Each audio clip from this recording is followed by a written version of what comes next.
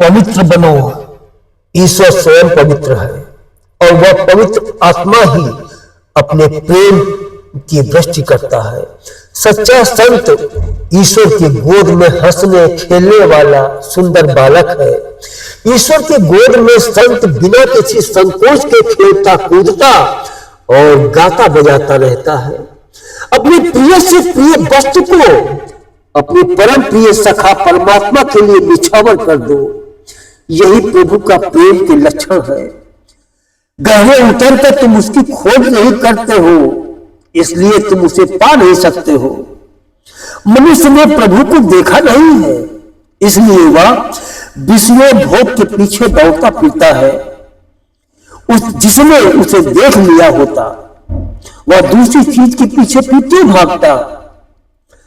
अपने मन में सोच कर देखो, क्या वास्तव में तुम्हें प्रभु को प्राप्त करने की अभिलाषा है? यदि यथार्थ रूप में पाने की अभिलाषा है तो वह अवश्य पूरी होगी। जिस प्रकार वर्षा ऋतु के आने पर जल बरसता है, बिजली चमकती है, मेघ की गर्जना करते हैं, हवा जोर से चलने लगती है, फूल खिल उठते हैं और पक्षी आनंद में डूबकर कूदने लगते हैं, उसी प्रकार परमात्मा के दर्शन हो जाने पर आनंदित होकर नेत्र जल वर्षा करने लगते हैं, ओठ बंद हास्य करने लगते हैं, अंतर की कली खिल उठती है, आनंद के झोंकों से मस्तिष्क हिलने लगता है, प्रतीक्षा उस प्रिय सखा नाम की गर्जना होने लगती है और प्रेम की मस्ती प्रभु के गुणगान से सराबोर हो जाती है। मैं नहीं कहता कि काम मत करो, काम जरूर करो, किंतु अपनी शक्ति और संपत्ति के सहारे नहीं, उस प्रभु की शक्ति और संपत्ति के सहारे करो। वह करवावे तभी करो। साधु पुरुषों से सावधान। फकीरों फकीरी पोशाक से भी तुम्हें उसके दर्शन नहीं हो सकेंगे। इन बाहरी साधनों की साधुता मान बैठने से तो हानि होगी। क्या करने से जागृत हो जाता है। हर एक सांस के साथ यही समझो कि बस यही अंतिम मेरी सांस होगी।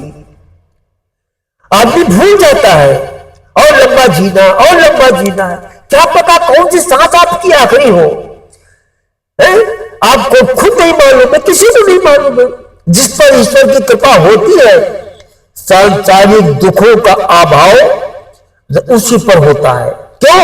वो अंदर से पहले पवित्र होता है, इसलिए उसको कष्ट होता है और कष्ट को जिसने प्रेम से निपटा दिया, ईश्वर का संग उसी को मिलता है।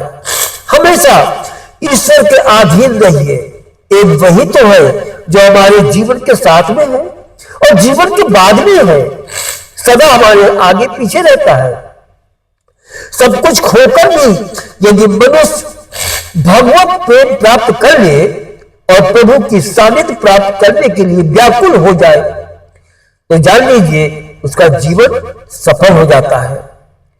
यदि यहां पर आप आए हो और प्रभु के प्रेमी नहीं बने तो कुछ भी ज्ञान अर्जित कर लिया सब निरर्थक है, बेकार है। जीव को काबू रखो और सारा बल लगाकर मन को बस में करो, क्योंकि जीव ही एक ऐसी चीज है जो हर तरह का स्वाद भी बताती है और हर तरह का विवाद भी बढ़ाती है। जो मनुष्य अपने चरित्र को सावधानी के साथ जांच करता है, उसे अपनी बहुत सी भूलें और पतन के स्थान दिखलाई पड़ने लगते हैं और वह सुधर कर ऊपर की सीढ़ियों पर चढ़ सकता है। और जिसने अपने आप को नहीं देखा वही एक दिन गिर पड़ता है।